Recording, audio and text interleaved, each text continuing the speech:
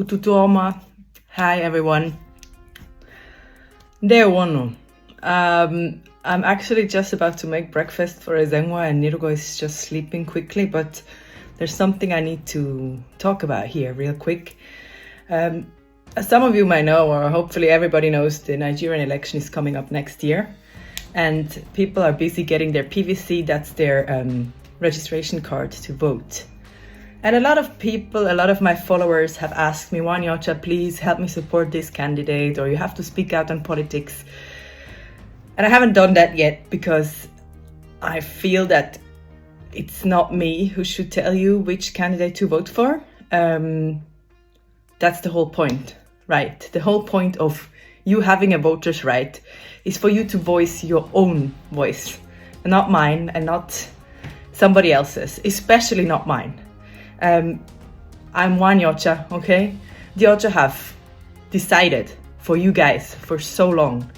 They have made rules, they have made law, they have used you, they have profited from you. They are still profiting from you under the pretense of helping you. People are paying their taxes here in Switzerland that are supposed to be paid in Nigeria. People are buying oil from your country, profiting from your country. White people, right? And it's not white people that will tell you who to vote for. Gabu Obodonkegi, this is your country. You have to decide. It's your voice, it's your vote, not my voice, and not anybody else's. The good thing about Nigerian politics is politicians that are up for election, for presidential election, they have been in politics for many years. So you can go and check out their background. You can check what have they done for the people so far. This is not about ethnicity. It's not about if the person is related to you or if somebody that is in your family will profit from this election. It's not about the person being in your town that is the best candidate or somebody that makes the best promises. It's also not about the person giving you that extra cash for the vote or dashes you a bag of rice that will finish within 1 month's time, right? I know the country is hard and a lot of people are suffering, but this is your chance to voice your voice.